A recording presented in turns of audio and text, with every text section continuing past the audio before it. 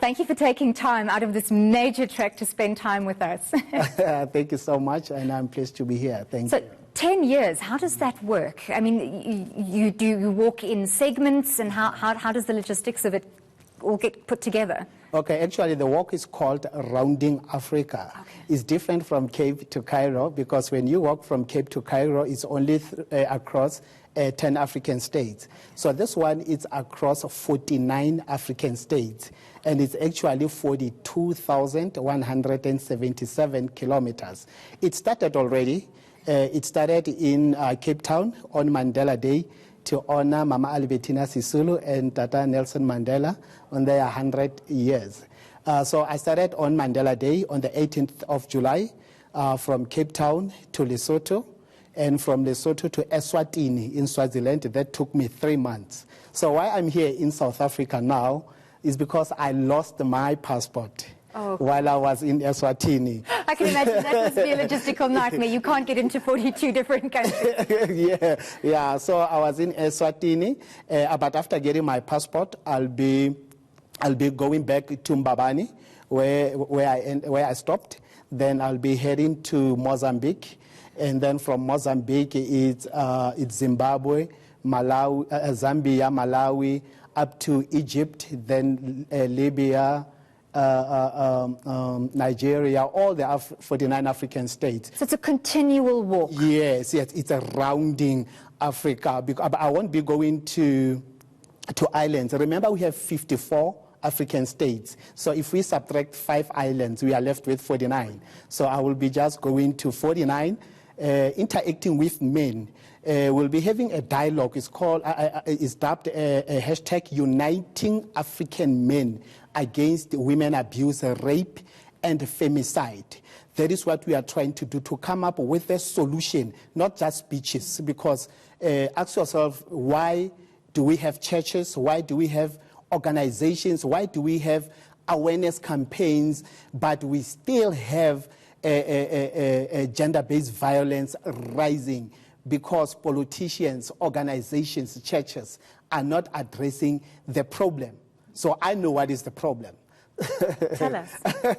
Okay, the problem, it's a moral issue. We have lost moral values as people. We have lost humanity. It doesn't matter how many times we preach about these things. We have to get our morals correctly. And another problem is politics, it's a religion, it's capitalism.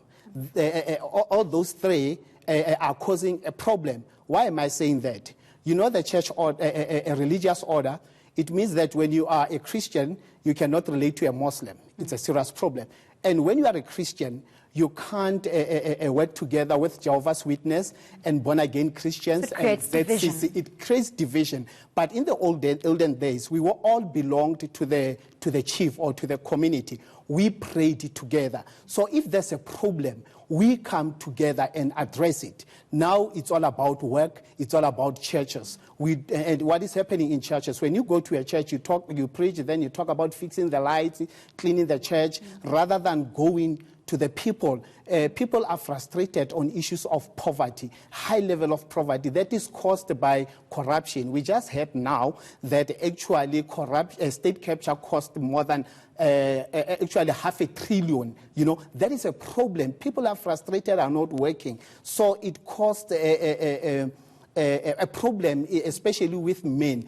And then the target are women. Then they started to be frustrated and attack women. So we need to address that, yes. So in speaking to people one-on-one, you aim to find out what these frustrations are and to chat to them about moral regeneration. But how are you going to get that information, the valuable information that you garner in your journey and your discussions with people back to researchers, or is there some kind of way to communicate this, to sort of form a broad-based plan around, or are you more focused on one-on-one interactions? No, not only on one-on-one interactions. Yes, when I walk, I do talk to people, and then sometimes I find people waiting because I sleep in police stations. So police arrange people, and then as soon as I arrive, I start to address the people. And the other thing, I have a team. I have my manager. Miss Mami Mabi, she's based in Mahike. She's doing a great job. She keeps on researching and providing me with information what is happening. And then, I establish programs. Like when I was in Lesotho, I had to go to Liribe Moreneng. It's a community whereby teenage pregnancy is high, abduction, and all these things. So wherever you go, you fit into existing programs and part of sort of and there are organizations as well, such as Red Cross. And then in Eswatini, there was an organization called Kwacha. And then there's another one is called Kwaka Induza, something like that, yes. you know. So these organizations, they create platforms for me when I arrive in countries. Yes. And I'm assuming that the proliferation of digital communication makes it a lot easier for people to follow your journey and for people not necessarily in the location that you're traveling to be a part of those interactions as well. On what kind of platforms are you disseminating the information? We have a Facebook page. It's called Rounding Africa, Africa with the letter K at the end. Then people can always get updates on what is happening. And even, like I mentioned, my manager as well, she keeps updating. And then, yeah, they are very, very resourceful. And then, and you see the other thing, I have a lot of challenges if we are on the road because I sleep next to the road. I carry my tent, I carry my school bag, I sleep next to the road. And the other thing is on weekends, I don't walk. At least I'm supposed to be getting enough support from government because, you know, United Nations released a statement that, you know, worldwide, women are under siege. Women are not happy. Whether black, white, Indian, it doesn't matter. You see, Eswatini and Lesotho, they are peaceful countries in terms of crime and so forth.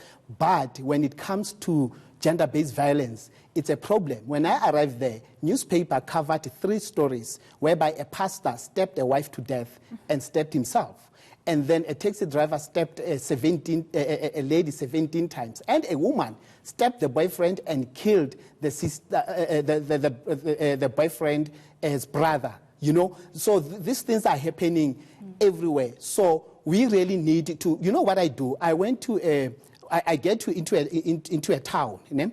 From there, I meet with people. What we do, we do what you call a moral regeneration lecture.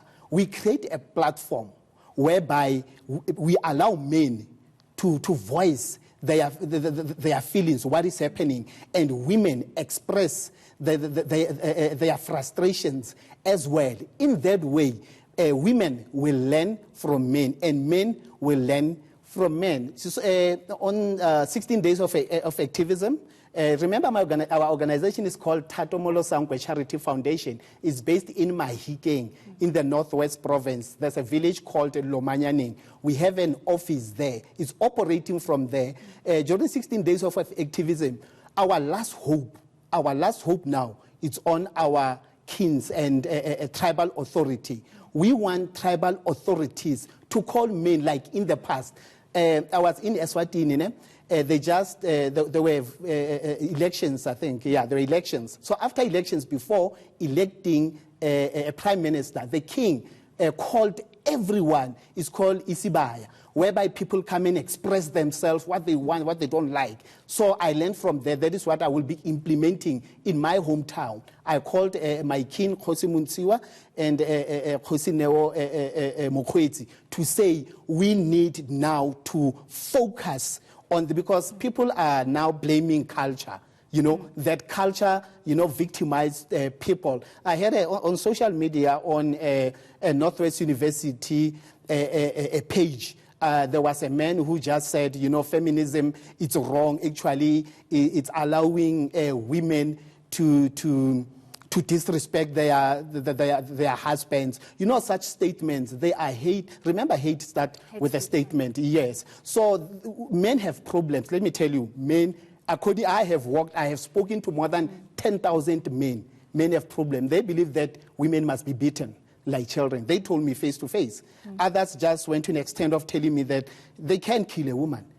You know, so that is sad. You know, I normally go live on Facebook when I talk to these people. That boy, you know, telling me that, yeah, he will definitely kill a woman because we abafazi baya delela, like women are rude. You know, we really, as men, really, as we believe that we are heads of families, I believe that we need to stand up now and take action. You know, I like what Cyril Ramaphosa was saying last time when he was talking in Parliament, talking to Mbuyiseni Dlozi, saying, when Mbuyiseni Dlozi was raising the issue of children behaving badly in school, that Cyril Ramaphosa was saying, actually, it is our responsibility as parents to instill discipline in these children. And to lead by example. And to lead by example, exactly. So what we need to do as men, we need to own our streets,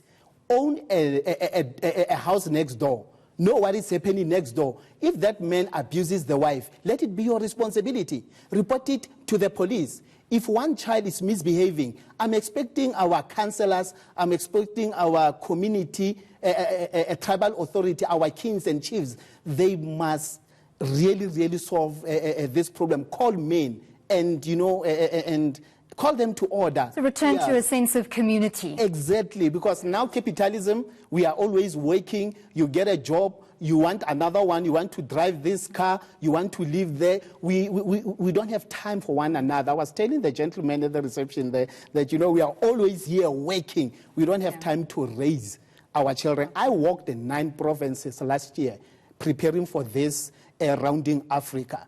I spoke to men and women. There was a woman who said to me, you know, Thato, my husband passed on.